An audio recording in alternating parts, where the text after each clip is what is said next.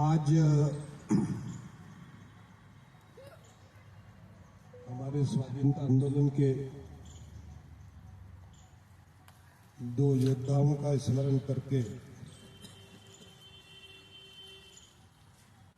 हांडला में आने का जो अवसर मिला, उसका प्रत्यक्ष लाभ ये हुआ कि यहाँ से यहाँ तक और वहाँ से वहाँ तक इतनी सारी विभूतियों के दर्शन करने का सौभाग्य हमको मिला।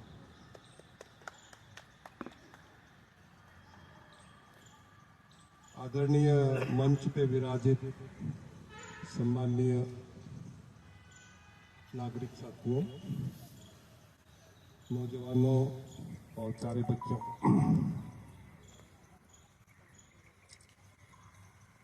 मैं आदिवासी समाज को अपना गुरु मानता हूं।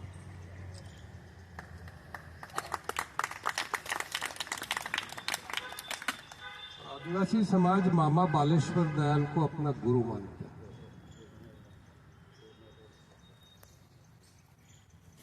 और मामा जी का सानिध्य और वेद जी का सानिध्य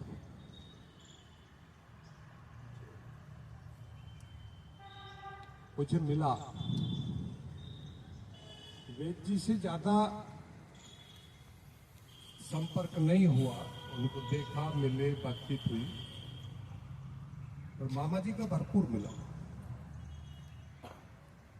समाज में तो मिला ही, पर आपातकाल में 19 महीने मामा जी का सानिध्य जेल में भी मिला।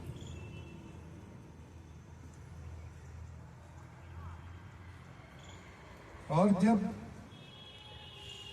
क्रांति कुमार जी का फोन आया था पिछले साल कि अनिल भाई आना है, तो मेरी भी दिली इच्छा थी कि मुझे जाना है। और 15 जनवरी को ही मेरा एक बहुत बड़ा एक्सीडेंट हो गया। मैं कोर्ट से आ रहा था, कार ने टक्कर मार दी पीछे से, रात 8:30 बजे। तो देखिए कैसे दुर्भाग्य और सौभाग्य साथ साथ चलते हैं।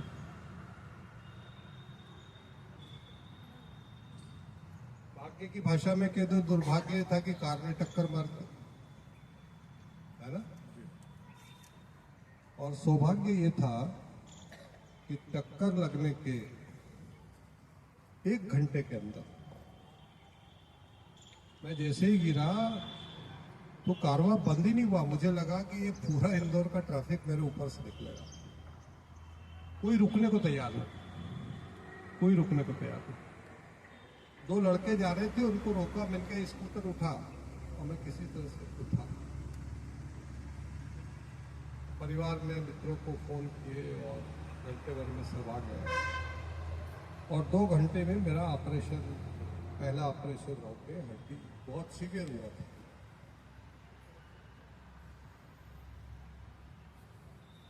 तो ये हम सबके साथ में होता है।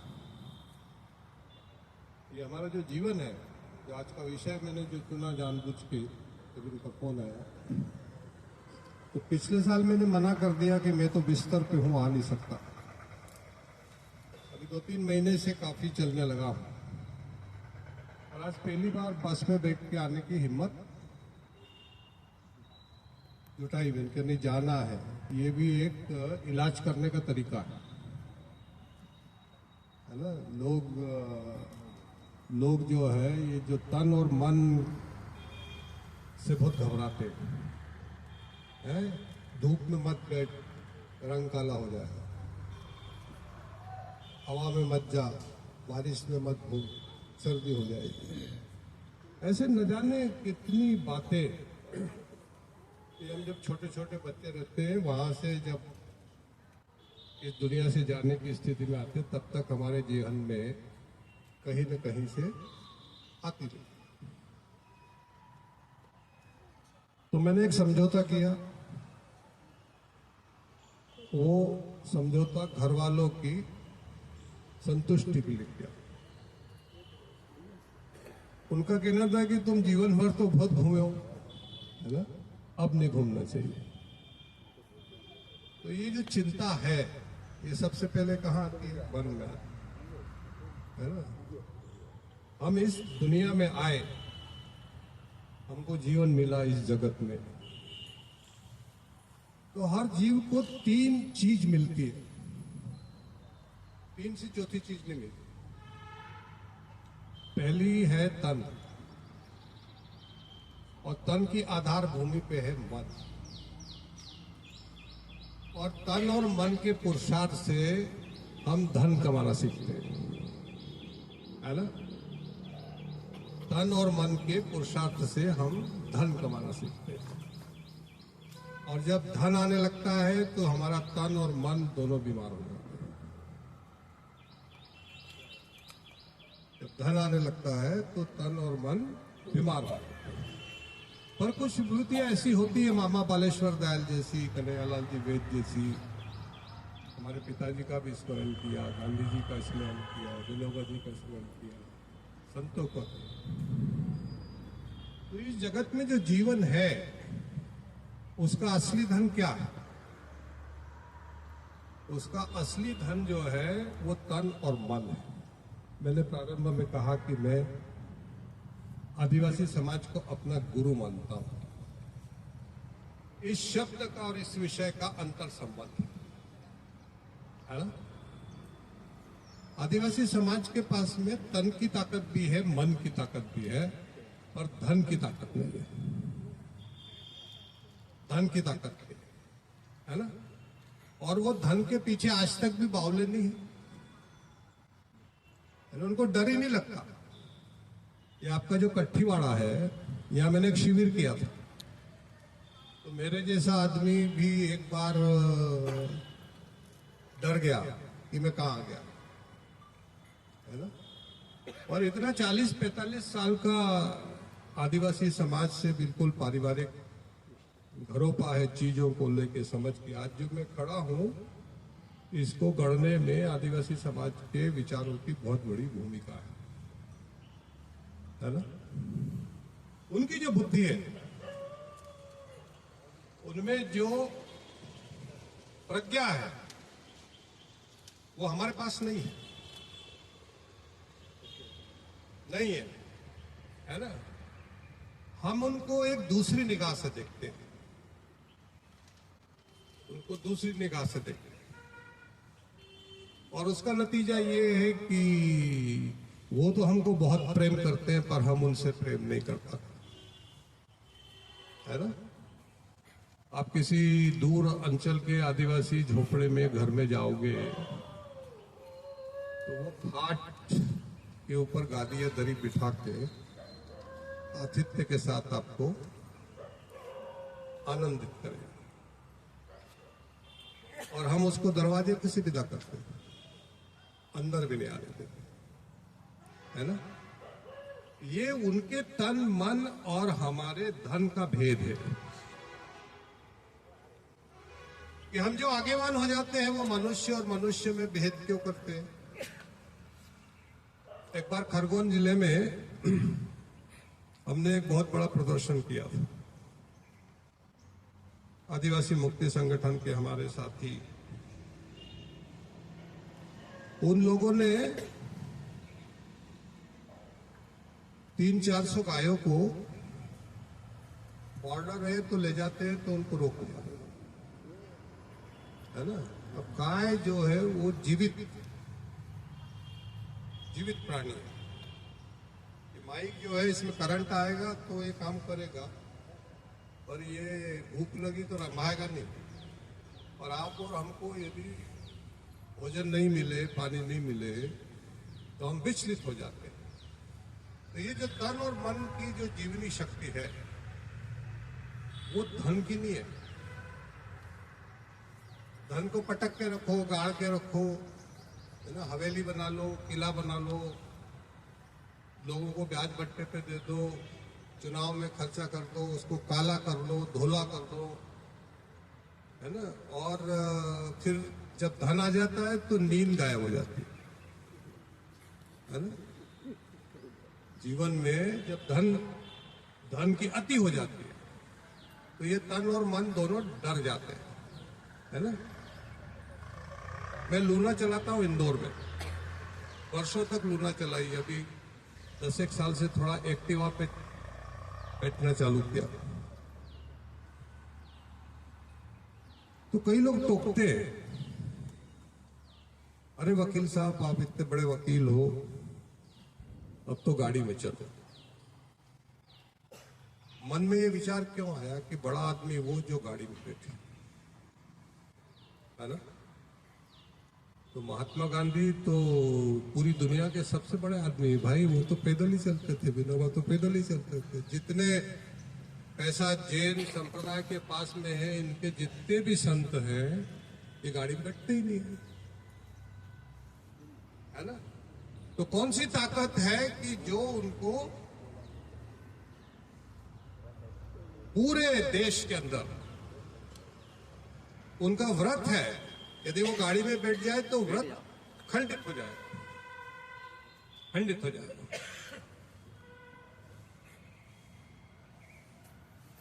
एक बार मैं आ रहा था,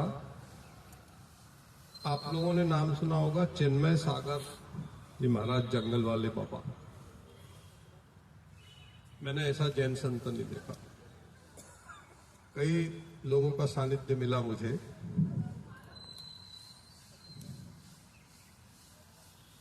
मैं कालाकुंड में मेरा खेत है, खेती करता हूँ। वहां से आ रहा था तो एक जगह बोर्ड दिखाई दिया मुझे कि यहाँ जंगल वाले बाबा विराजते, है ना? वो ऐसे संत थे कि जो शहर में नहीं आते थे, और उन्होंने अपना सारा जो कालखंड है वो जंगलों में ही बिताया। क्यों बिताया? उनको कुछ कमी थी, है ना? 10 साल पहले मैं आया था तब ये झाड़ इतने बड़े नहीं थे। आज ये टेंट उतना बढ़िया नहीं दिख रहा है जितना ये हरियाली का दर्शन करके हमको आनंद आ रहा है ना? इन वृक्षों के पास में केवल तन है, धन नहीं है। जगदीश चंद्र बसु कहते हैं, जिनको नोबेल प्राइज मिला, कि इनके पास मन भी है। और हमारे पास में मन और धन ऐसा कलुषित हो गया कि हम 10-15 स्क्वायर फीट के लिए एक वृक्ष की बलि लेने के लिए एक मिनट में तैयार हो जाते हैं, 1 मिनट में तैयार हो जाते हैं। तो मैं वो गाय का किस्सा सुना रहा था। वहां हमने एक सत्याग्रह किया था। तो सत्याग्रह बड़ी रैली खत्म होने के बाद में निवाली से आगे एक छोटे से गांव में एक कुटिया के सामने 10-20 आदिवासी बुजुर्ग बैठे हुए थे। वो सब देख रहे थे हम जो कर रहे थे, नौजवान कर रहे थे, हम भी आंदोलन कर रहे थे। उनसे संपर्क था तो मैं कार्यक्रम के बाद उनके पास बैठा। तो उन्होंने मुझसे, मैंने पूछा कि क्या कहना। वो बोले, वकील साहब, अनुभव बोल रहा है, वकील साहब ये जो दिन भर यहां हुआ और इतनी गर्मी पैदा हुई है ना, ये हमारे गांव में कभी कभी कोई गाय जो है ना वो बैठ जाती, अपने पांव पे खड़ी नहीं हो पाती। तो हम क्या करते हैं कि एक लकड़ी इधर से डालते, एक लकड़ी इधर से डालते, और इधर से उठाते, उधर से उठाते। तो वो जब तक लकड़ी रहती है और पकड़ने वाला उसको पकड़ा हुआ, तब तक वो खड़ी रहती है, और जहाँ लकड़ी हटाई तो वो वापस बैठ जाती है। तो बोले ये आंदोलन ऐसा था। है दृष्टि है, क्या ऑब्जर्वेशन है? जिसको आप निरीक्षण मान रहे हैं, जिसको अंगूठा छाप मान रहे हैं, वो क्या बात कह रहा है और किस कॉन्फिडेंस से कह रहा है और कैसा पूरा भाष्य समझा दिया। तो ये मन की ताकत है, ये प्रकृति की ताकत है, ये उसका विजन है। हम मनुष्य जो है, मनुष्य ने तन और मन के गौरव के बजाय धन, हम मनुष्य जो है मनुष्य ने तन और मन के गौरव के बजाय धन के गौरव का रास्ता पकड़ लिया, ये उसके विनाश की बेला है ना भाई। दो ही तत्व है ना अपने अंदर। हमारे शरीर में यदि हम ढूंढेंगे तो हमारा जो मन है, हमारी जो आत्मा है, हमारी जो इंद्रियां हैं, हमारी जो चेतना है ना, वो महत्वपूर्ण है या हमारा जो भौतिक तत्व है वो महत्वपूर्ण है। मामा वालेश्वर दयाल इटावा में पैदा हुए उत्तर प्रदेश में, और एक थानला और खाचरोट आ गए, और यह क्या काम किया इन्होंने? शुरुआत में विचार का काम किया कि मन कैसे आगे बढ़ाया जाए। फिर वेद जी उनके साथ हो गए, मालवा निमाड़ के, झाबुआ के, यहाँ के। कल सिंह भाई ने भी बोला कि मैं 2 साल तक मामा जी के साथ रहा, वो हमारे गुरु थे। मामा जी गुरु थे तो हम तो ही तो गुरु भाई हो गए, है ना, योग्य गुरु भाई, गुरु भाई हो गए। तो ये रिश्ता मन का है ना। अब जब धन ज्यादा आता है तो मन छोटा हो जाता है। तो मैं चिन्मय सागर जी की बात करता हूँ। तो मैं उस जंगल में खंडवा रोड से नीचे उतर के गया, तो वहाँ हमारे एक आदिवासी भाई बैठे हुए थे, टेंट लगा हुआ था, कुछ बर्तन पड़े थे। मैंने पूछा कि कहाँ है स्वामी जी, कहाँ है? बोले वो तो ऊपर पहाड़ पे। चलो मिल के आते। बोले नहीं, मेरे को यहाँ से हिलने का ऑर्डर नहीं, तो चलिए आज योग नहीं है। फिर योग ये हुआ कि करीब 20 दिन बाद चिन्मय सागर जी का गृह शहर प्रवेश हुआ, और योग से जहां हाईकोर्ट के पास में मेरा ऑफिस है पाकीजा के ऊपर, उसके सामने ही सिंगापुर मार्केट में उनके नगर प्रवेश की बड़ी सभा। देखिए योग कैसे मिलते हैं। ये अभी आते से पहला वाक्य मैंने बोला कि आपके पहले चुनाव में मैं आपके खिलाफ प्रचार करने के लिए आंदोलन में 20 दिन रहा, है ना। तब हम दोनों नहीं मिले, पर आज वेद जी और इनकी रैली देखी मैंने, इनकी ताकत देखी मैंने, और सानिध्य आज की तारीख में मिला इन दोनों गुरुओं की बदौलत, है ना। तो ये जो जगत है इसमें निरंतर ऐसी ही चीज घट रही है ना। वो कार ने तो मेरे को टक्कर मार दी, पर ये अंतरिक्ष में इतने ग्रह नक्षत्र घूम रहे हैं असंख्य वर्षों से, ये आपस में नहीं टकरा। सोचो इसके ऊपर कि ऐसा क्यों है इस जगत में। ये रात को इतने तारे दिखते हैं, इतने सब घूम रहे हैं, सूरज जिस गति से जा रहा है उसी गति से घूमता है, चंद्रमा भी वैसे ही आता है, तभी ग्रहण होता है, तभी ये होता है ना। जो वो है वो हम भी हैं, ठीक है, और उनके पास में जीवन नहीं है कहीं कहीं। और ऐसा हो नहीं सकता कि पूरे अंतरिक्ष में जितने ग्रह नक्षत्र हैं, है ना, एक पृथ्वी के अलावा और कहीं जीवन नहीं हो, ऐसी बात असंभव मानता हूं। दूरी इतनी है कि हमको ज्ञान नहीं है ना। ये जो वाक्य में बोला कि दूरी के कारण ज्ञान का अभाव हो जाता है, तो जब मनुष्य मनुष्य के बीच में दूरी हो जाती है तो मनुष्य के संबंधों के ज्ञान का अभाव हमारे जीवन में आ जाता है, और हम दोनों अविश्वास करते हैं। एक बार मैं ये आपके अलीराजपुर के अंदर के इलाके में गया था, 3 दिन वहां रहा, कट्ठीवाड़ा में भी गया। मैंने वहां पूछा लोगों से, तो मुझे ये बताइए आप कि आपकी ये जो झोपड़ी होती है इसमें दरवाजा क्या होता है ना। अपन एक बंगला बनाओ, कमरा बनाओ, तो पहले दरवाजा लगाओ, फिर ताला खरीद के लाओ, कि कहीं घूमने जाओ या 10 दिन के लिए बाहर जाओ तो शंका रहती मन में कि ताला नहीं टूट गया, ठीक है। आदिवासी समाज में आज भी है ना, दरवाजा ही नहीं तो ताले का क्या, सबके लिए खुला है। जैसे जगत सबके लिए खुला हुआ है, ऐसे आदिवासी की झोपड़ी भी सबके लिए खुली हुई। तो उन्होंने क्या उत्तर दिया? उन्होंने मुझे क्या उत्तर दिया कि वकील साहब, हम अकेले थोड़ी हैं, हमारे घर में बकरी और मुर्गी भी तो है, दरवाजा लगा देंगे तो अंदर कैसे आएगी, है ना? तो उसकी कितनी उदात्त कल्पना है कि वो बकरी और मुर्गी को भी अपने परिवार का सदस्य मानता है, और हमारे जीवन में धन आ जाता है तो हम अपने परिवार के सदस्य को भी सदस्य मानने से या पहचानने से इनकार करते हैं।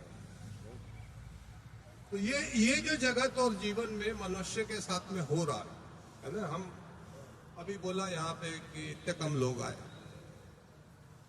अरे इतने लोग आए इसका आनंद करो, कहाँ से नहीं आए? ये तो दृष्टि से तय होगा ना। मैंने अपने जीवन में 2 लोगों की मीटिंग को भी 1.5 घंटे तक संबोधित किया है, और 2 लाख लोगों की मीटिंग को भी 2 घंटे तक संबोधित किया है ना। तो आप ये लाभ हानि जोड़ बाकी क्यों करते हो? जीवन के साथ, मनुष्य के साथ, समाज के साथ जोड़ बाकी गुणा भाग क्यों? कि मैं वहां जाऊंगा तो मुझे क्या मिलेगा? कुछ नहीं मिलेगा। तू यहां बैठा है तो क्या मिल रहा है तेरे? घर में भी बैठा ही है ना, घर में भी बैठा ही है ना। एक बात समझ लीजिए, मनुष्य ने एक बात समझना चाहिए कि हम अभी जो मैंने कहा अंतरिक्ष के बारे में, कि हम कितने सौभाग्यशाली हैं कि हमको ऐसे प्लेनेट पे मनुष्य के रूप में पैदा होने का मौका मिला जहां सब कुछ है, पूरा स्वर्ग कल्पना, हवा है, पानी है, लोग हैं, करोड़ों तरह के कीट पतंगे हैं, प्राणी हैं, खाने को इतनी सारी चीजें हैं, करने को कृतित्व ही कृतित्व है, और फिर भी आप बोलते हैं कि मैं रिटायर हो गया। तो ये विचार क्यों आता है मन के अंदर कि मैं रिटायर हो गया? एक बार एक हाईकोर्ट पे जज थे शर्मा जी, उन्होंने कि मैं रिटायर हो गया। तो ये विचार क्यों आता है मन के अंदर कि मैं रिटायर हो गया? एक बार एक हाईकोर्ट पे जज थे शर्मा जी, उनकी विदाई पार्टी हो रही थी रिटायरमेंट की, तो प्लेट लेके हम खड़े थे, वो भी खड़े थे, 8-10 वकील जज भी खड़े थे, तो वो थोड़े दुखी थे। मैंने बोला कल से सब खत्म हो जाएगा। तो एक रिटायर्ड हाईकोर्ट जज के मुखार बिंद से ये निकलता है कि कल से सब खत्म हो जाएगा, है ना। तो उससे हमारे को उनकी चिंतन प्रक्रिया का ज्ञान हुआ। ये किसको जीवन मानते हैं? गाड़ी घोड़े, रुतबे को, बंगले को? मैंने कहा सर, कल आपकी सेवानिवृत्ति नहीं, कल आपका प्रवृत्ति मार्ग प्रारंभ होने वाला है। अभी आपसे हम डायस पे बात करते, बहस करते, तो ऐसे बैठ के अंतरंग बात नहीं कर सकते। आज के बाद से हम हक पूर्वक, आपसे प्रेम पूर्वक कभी भी मिल सकते, जुड़ सकते। तो आपको तो आजादी मिल गई, दुखी क्यों होते हैं? है ना। ये हम सबके साथ होता है। क्या चल रहा है? वो रिटायर हो गए, रिटायर क्यों? ये जो आजीविका है, इसको जीवन क्यों मानते हो? आजीविका को जीवन मानोगे तो आजीविका छिन जाएगी, तो तुम डिप्रेशन में चले जाओगे। जीवन जीवन है, जीवन जीवन है, अद्भुत है वो। और ये अकेला मनुष्य ही ऐसा है। डॉक्टर लोहिया ने भी बोला था कि ये शिकायत घर बना लिया। सब चीज मिल गई हमको, पानी मिल गया, हवा मिल गई, तरह तरह के फल फूल मिल गए, तरह तरह की भाषा मिल गई, ज्ञान मिल गया, अब तो रहा सा मोबाइल भी मिल गया, सब मिल गया ना। फिर भी हमारी शिकायत बंद नहीं होती। क्यों नहीं बंद होती? क्योंकि जो 3 इंग्रेडिएंट है हमारे पास में, तन, मन और धन, उसके ज्ञान को हमने अपने अंदर लिया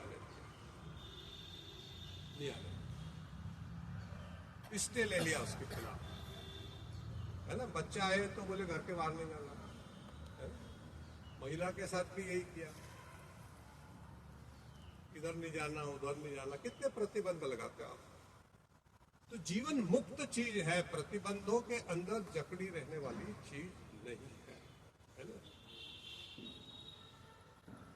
अब हम जिस कालखंड में जिंदा है उसमें हमारा मन ये कहता है कि यदि साधन हमारे पास में नहीं, साधन नहीं, जैसे बैठने को कुर्सी नहीं है ना, पहनने को चप्पल नहीं है, लगाने को टेंट नहीं है, रहने को मकान नहीं है, खाने को थाली चम्मच बेंच नहीं है, टेबल नहीं है ना, तो उसको हम बोलते हैं कि अभावग्रस्त होगा, अभावग्रस्त होगा, है ना। तो ये तो भौतिक चीज है, जड़ चीज है। आपके पास वो है जो अंतरिक्ष में दूसरे प्लेनेट पे नहीं है, आपके पास में जीवन है, आपके पास में चेतना है, आपके पास मन है, आपके पास तन है। अरुणिमा सिन्हा का नाम याद है आपको? हिंदुस्तान की वो लड़की जो अंतर्राष्ट्रीय खिलाड़ी थी, वो रेल से कोई ने उसको धक्का दे दिया तो उसका एक पैर गिर गया, धड़ धड़ धड़ करके रेल गई, खड़ी पड़ी, वो अस्पताल में बिस्तर पे पड़ी हुई थी। वो सोच रही थी कि अब मेरा जीवन क्या कैसे ही कटेगा। तो उसके मन में प्रश्न आया और उसने संकल्प लिया कि अब मैं ये घाव भरने पे एवरेस्ट चढ़ूं। और एक्सीडेंट के 3 साल बाद वो दुनिया की पहली लड़की बन गई जो एक बार से एवरेस्ट की चोटी के ऊपर चढ़ गई। तो ये तन है और ये मन है, मन है ना। कितने मामा जी ने भी हमको यही सिखाया। मामा जी हमेशा पैदल चलते थे। मामा जी के बहुत किस्से हैं, इतने किस्से हैं कि आपकी भागवत पुराण कम पड़ जाती है ना। और ये हम जैसे पढ़े लिखे या ऐसे लोगों के नहीं। आप इस जंगलों में घूमिए और लोगों के पास में बैठिए, उनको ज्ञान मत दीजिए, उनके साथ बैठिए, है ना। जैसे वो लेटे हैं वैसे ही भाई जमीन पे लेट जाइए, उनके साथ काम करिए, तो आपको मालूम पड़ेगा कि वो मनुष्य कैसा था, वो मनुष्य कैसा था। और यहाँ का पूरा आदिवासी समाज, है ना, उसके जीवन काल में उनने कैसे घुट्टी पिलाई। आज बहुत सारी पार्टियां हो गई, आज तो बिल्कुल रंग पे ही लड़ाई लड़ लेते हैं अपन कि इनका रंग ऐसा, उनका रंग ऐसा। विचार की तो बात ही नहीं करते, बोले रंग का ही बंटवारे कर लिए। देश का तो ठीक है, रंग का ही कर लिया, आदमी का भी कर लिया, सबका ही कर लिया, है ना। तो आज के काल में बंटवारे में आनंद आता था। और मामा जी और वेद जी वो लोग थे जिनको जोड़ने में मजा, है ना। तोड़ने में मजा नहीं आता, तोड़ने में मजा नहीं आता, है ना। और ज्ञान कैसा देते थे? इस्तीफा देने के बाद भी इनने आज बोल दिया ना कि उनकी वाणी फल गई। उस समय इनमें इतनी अकल नहीं थी कि मामा जी ने आशीर्वाद दिया है कि नौकरी छोड़ने का, है ना। पर इनके अंदर मामा जी को सुनने की पीड़ा इतनी थी कि पुलिस होते हुए अपने ही हेड साहब को 2 दारू की बोतल देकर मामा जी को सुना। इनके अंदर पीड़ा कितनी, मतलब ज्ञान की भूख कितनी है, कितनी है ज्ञान की भूख। पुलिस की ड्यूटी करना तो बात की बात है, मामा जी को सुनना जीवन की पहली बात है। ये जिस समाज में हो जाए उस समाज में आपको ईश्वर को खोजने की क्या जरूरत है? साक्षात दिख रहा है, साक्षात दिख रहा है।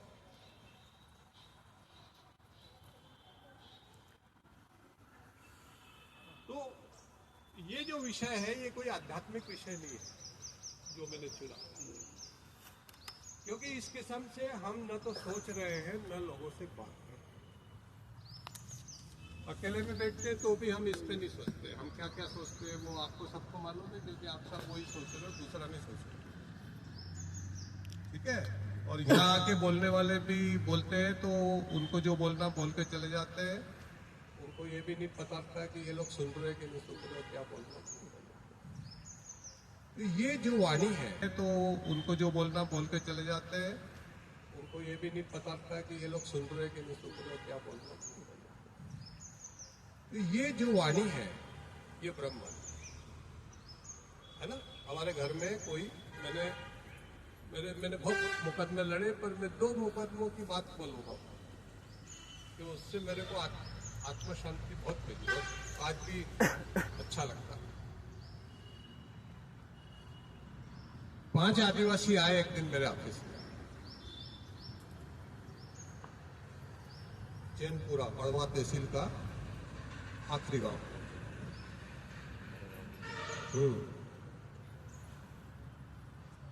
तो मैंने कहा क्या हो गया?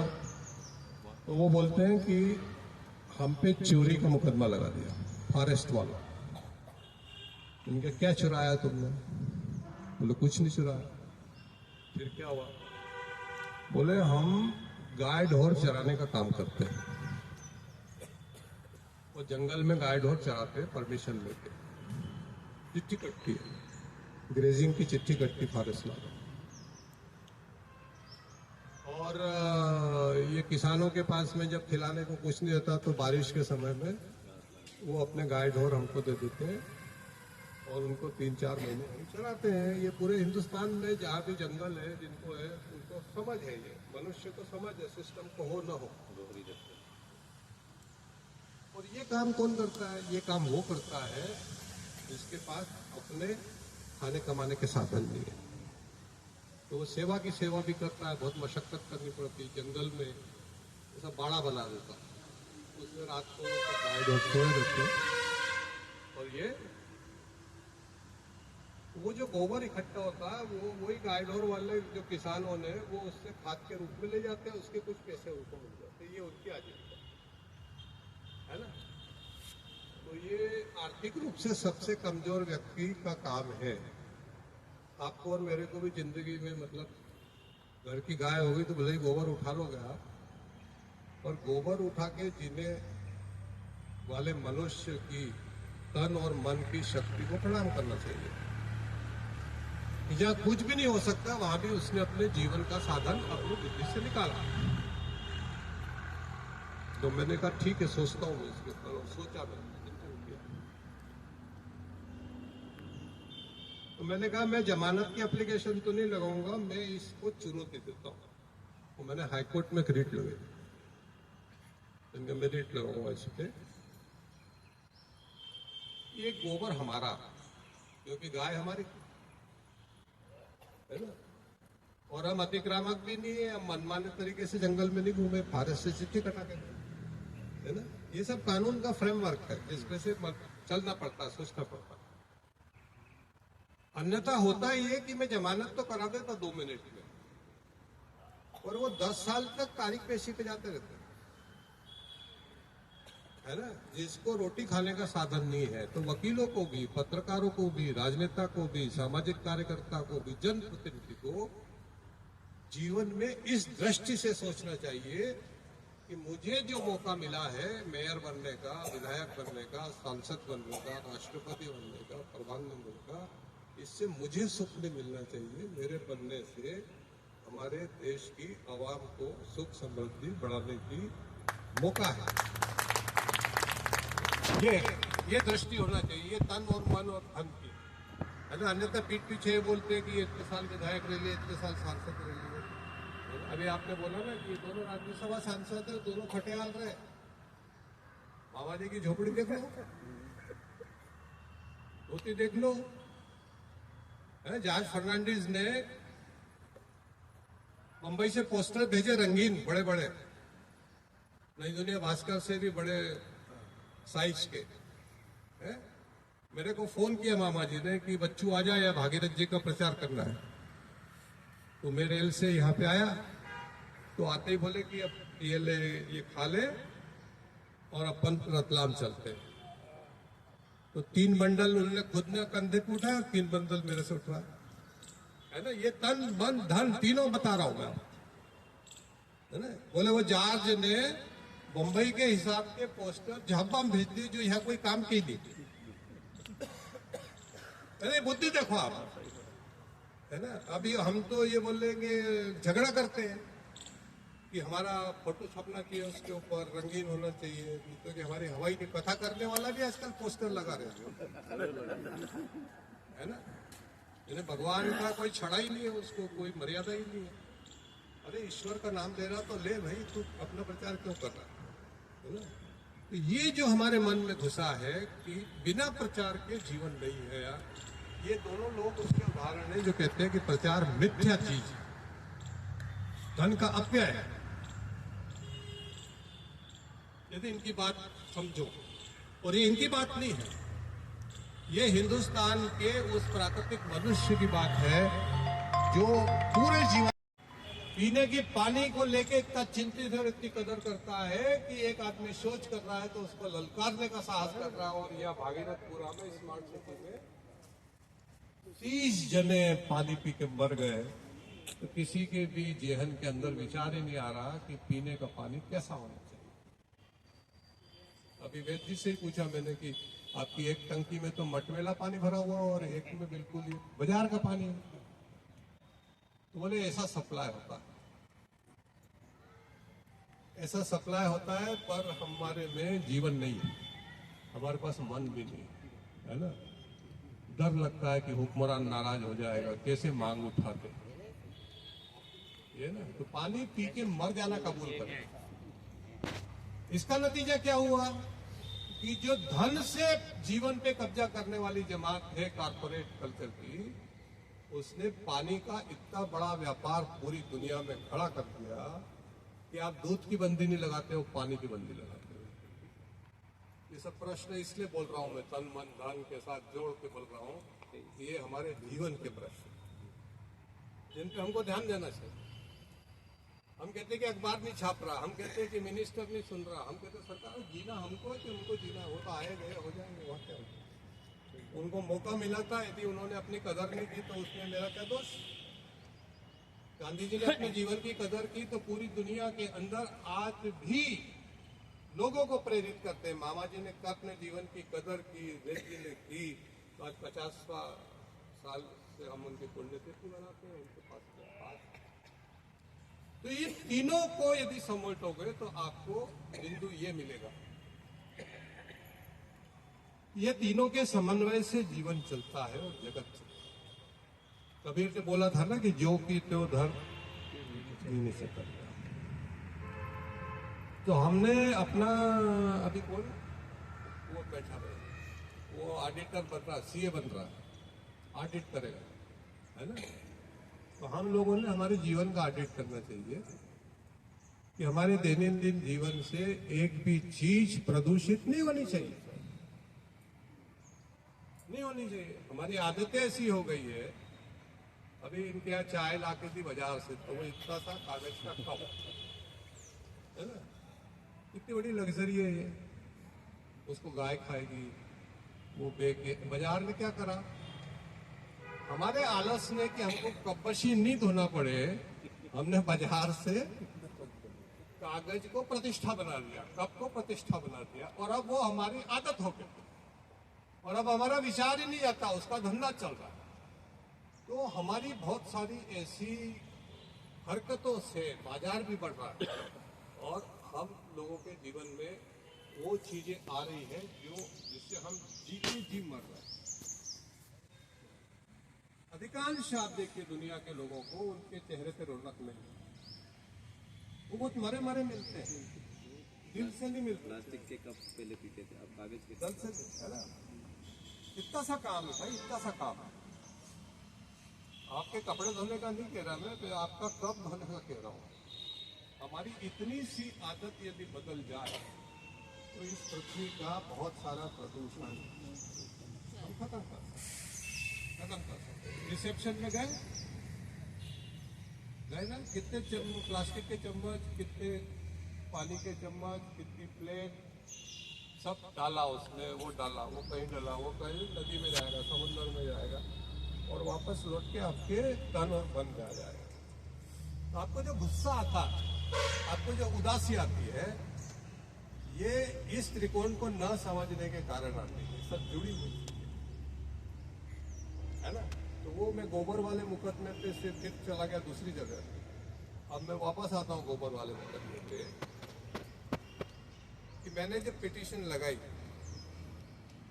तो राज्य सरकार की तरफ से जो वकील आए वो भी बाद में हाईकोर्ट जज बने, उनने क्या तर्क दिया।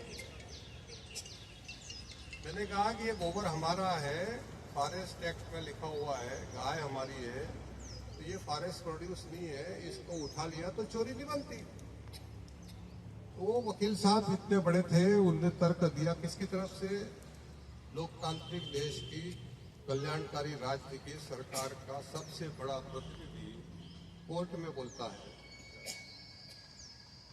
कि सर गोबर भले ही फॉरेस्ट प्रोड्यूस नहीं हो, पर गोबर का पोटा जब जमीन पे गिरता है तो उसमें कुछ मिट्टी के कण लग जाते हैं। वो मिट्टी के कण जो है वो जंगल की मिट्टी है, वो फॉरेस्ट प्रोड्यूस है ना। ये रिपोर्टेड केस है, AIR में पढ़ लेना। Cow dung is not a forest produce. ये विचार कैसे आया? आदिवासियों के सानिध्य से और इन दोनों के आशीर्वाद से, गांधी जी के आशीर्वाद से, कि वकालत का मतलब ये नहीं है कि अच्छा आ गया पैसे धर। ये जो हमने हर चीज में बना दिया। कोई हमारी दुकान पे आया तो हम मुनाफा देखते हैं, हम उसकी सहूलियत नहीं देखते। अखबार वाले को ला, यदि 10 न्यूज छाप दी ना, विज्ञापन दिला। तो ये जो धन का प्रवेश हमारी समष्टि में हो गया। किसी एक पे उंगली नहीं उठा रहे हैं, हम पूरी मनुष्य जमात के ऊपर उठा रहे हैं। तो उससे हमारा संविधान भी डिफ्यूज हो गया, हमारा जीवन खत्म हो गया, और हम इतने समृद्धशाली विरासत वाले वैचारिक लोग बुझे बुझे जीवन जीने को अभिशप्त हो। इस जगत में तो मैंने जज साहब से बोला, RK वर्मा साहब थे, कि सर भले, एकदम निकला मेरे दिमाग में से, मैंने कहा भले ही आप हाईकोर्ट जज हो, पर ऐसी गलती मत करना कि अपनी हाईकोर्ट की कार लेके जंगल में चले जाओ, क्योंकि जंगल में कार ले जाओगे तो मिट्टी उड़ेगी, तो उसके धूल के गण आपकी कार को हो जाएंगे, तो फॉरेस्ट वाले आपकी कार जब्त करके मुकदमा बना देंगे। वो पिटीशन अलाउ हो गई और रूलिंग बन गई, और कहा कि काऊ गाय के गोबर को उठाना चोरी नहीं है। ये है मन की ताकत, है ना। तो इसलिए मनुष्य का जीवन में एक ही एजेंडा होना चाहिए कि हम इस प्लेनेट पे आए हैं मनुष्य के रूप में, तो हमको आखिरी सांस तक जिंदा रहना है, जीते जी नहीं मरना है ना। जीते जी मरोगे तो सांस चलना बंद हो जाएगी, सांस चलना बंद हो जाएगी। वो वहां उन्होंने कहा था ना कि ये आपने कर दिया तो ये गाय की लकड़ी हटी तो फिर नीचे बैठ जाएगी। उन्हीं ने मुझसे कहा कि ठंडे तेल में पूरी तलोगे तो आटा भी बेकार चल जाएगा, तो पहले तेल को गर्म करना चाहिए। तो मामा जी ने पहले इस इलाके को गर्म किया, लोगों के दिमाग में उतारा। गांधी जी ने भी ये बताया कि आजादी का मतलब क्या है। काम शुरू किया इस टेक्निक से। जो नहीं बोलता था उससे कहा कि तू बोल, क्यों, मैंने किराया नहीं दिया क्या, बस इतने ज्यादा नहीं बोल। तो उस बेल्ट में जब वो बोलने लग गए तो उठाने की प्रथा समाप्त हो गई। तो ये धन के डर से, है ना, सत्ता के डर से जो हमारी वाणी बंद हो जाती है, इससे असंख्य विकृतियां, तन मन धन तीनों रुपए, ये मनुष्य की कहानी है। इसलिए जब इनने फोन किया तो मैंने कहा कि मैं कोई दूसरा विषय नहीं पकड़ूंगा, मैं इस विषय पे बात करूंगा, और मैं कोई भाषण भी दे रहा हूं, मैं आपसे बात कर। पहली बात यह है कि हमको बात करना चाहिए। जैसे हमारे इंदौर शहर में, जिससे मैंने कहा भी छोटी जगह है तो थोड़ा चल फिर लेते हो। बड़े बड़े शहरों में क्या हो गया, लोगों ने बड़ा ऐसी लगा लिया, फोटो लगा लिए, छठी मंदिर के, रस्सी मंदिर के, बच्चे बाहर चले गए, इसी को रोके रहते। तो जिंदा मनुष्य है, बोले कोई आता नहीं है, जान पे चल गया, क्यों तुम्हारा पड़ोस नहीं है क्या? आप बात करने के लिए पहचान क्यों ढूंढ रहे हो? कोई पहचान वाले से ही बात करोगे क्या? जो भी जीवित तत्व है उससे बात करेंगे। मैं पिछले 40 साल से एक प्रयोग करके इतना कॉन्फिडेंट हुआ हूँ कि मेरा अज्ञात का भय खत्म होगा, कि मेरे मन की ताकत पैदा हुई उससे, कि मैं प्रतिदिन अपने व्यस्त समय में से 1 घंटा निकाल के 5 ऐसे लोगों से बात करता हूँ जो मुझे नहीं जानते कि मैं कौन हूँ और मैं उनको नहीं जानता कि मैं कौन हूँ। तो उससे हमारी नब्ज पे हाथ, किसके मन में क्या चल रहा है ये रहता है, हम अपडेट रहते हैं। और हमको ये भय नहीं सताता कि यार मैं वहाँ कैसे जो कोई पहचान, अरे जो जिंदा है उससे बात कर लो, मना थोड़ी करें। इतना सा सूत्र है जीवन का कि जो जीवित है मृत से बात नहीं कर सकते, मृत से बात नहीं कर सकते, तो जीवित से।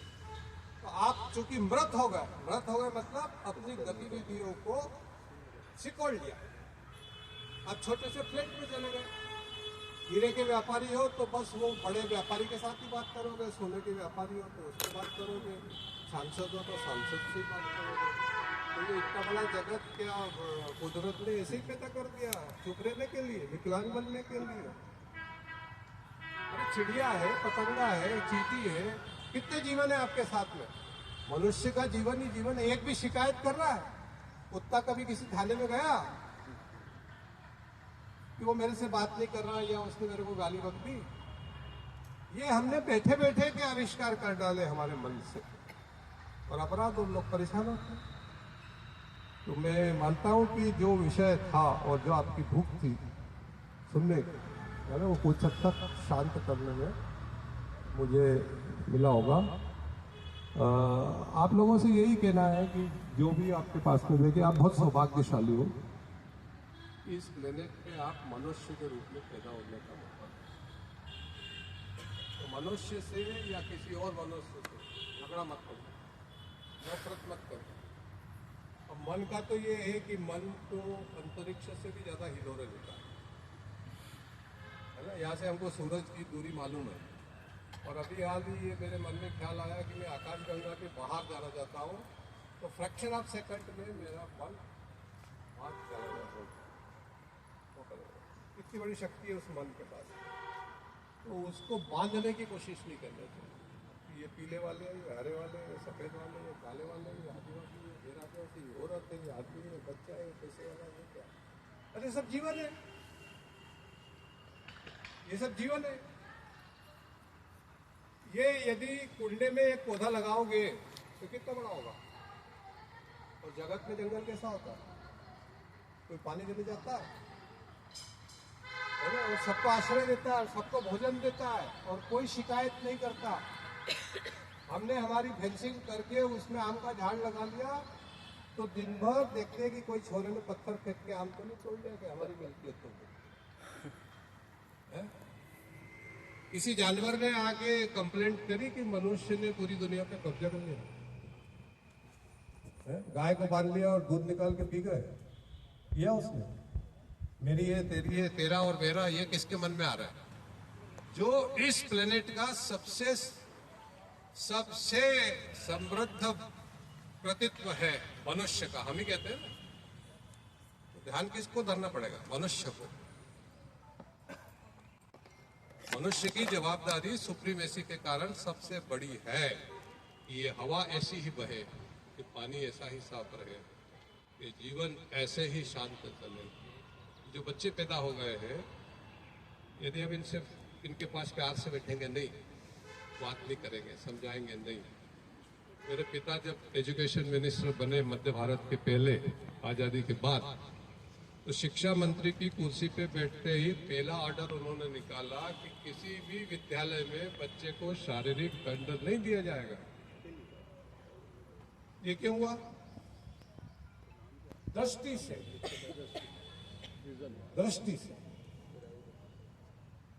तू पगला है, तेरे को नहीं आता है, तूने 4 बार गणित का ये सवाल इतना सा 2 और 2 4 तेरे को नहीं आते, एक छड़ी मारी और भगा दिया। तो बच्चा आपके पास छड़ी खाने नहीं आया था, आपसे ज्ञान प्राप्त कर। तो बहुत आनंद आया, कई विषयों पे कई जगह ये मन और ये वाणी आपको ले गई, है ना। और इसी का विस्तार हमको, हमारे पास जो भी जीवन है उसको करना है। तन हमारा प्लेटफॉर्म है जिसपे मन है ना। तो तन के प्लेटफॉर्म से मन को चैतन्य बना के हम इस जगत में, इस सृष्टि में एक बहुत अच्छे वातावरण को कायम कर सकते हैं। नींव ही रखेंगे। मान लो हम नालायक बेटे बेटी हैं आज की तारीख में, जितने भी मनुष्य हैं सब सुन ही नहीं रहे, समझ ही नहीं रहे। पानी काला हो गया है ना, खान नदी काली इंदौर में, वो काय में जाती है? शिप्रा में, जिसमें अभी आप सिमस्त करोगे। वो शिप्रा कहाँ जाएगी? चंबल में। चंबल कहाँ जाएगा? यमुना में। यमुना कहाँ जाएगी? गंगा में। गंगा कहाँ जाएगी? बंगाल की खाड़ी में। तो इंदौर की गंदगी को आप नदी के माध्यम से, गंगा जिसको आप माता कहते हो, जिसका पानी अमृत है ऐसा आप कहते हो, जिससे प्रेरणा लेते हो, जिसमें स्नान करते हो, है ना, उसको छोटे से आलस के कारण अपने बाथरूम से प्रदूषित करने की प्रक्रिया हम चलाते हैं और ये हमारे जेहन में है। ये बातें बहुत छोटी छोटी लगती है ना, पर यही बातें मनुष्य सभ्यता को इस प्लेनेट में, आप जाइए उन इलाकों में कि जहां पर सबसे खूबसूरत इलाका क्यों? क्योंकि यहाँ मनुष्य कम है और जिलों के मुकाबले मनुष्य कम है, गाड़ी घोड़े कम है। अब आने लगे तो थोड़े 20-100 साल बाद हो सकता है कि यहाँ पर भी इसी किस्म की स्थिति ये कारवां नहीं हो पाता। तो मैं इन दोनों विभूतियों को प्रणाम करते हुए और आप सबको बहुत बहुत साधुवाद देते हुए कि आपने बहुत आनंद के साथ, कह सकता हूँ ना ऐसा है?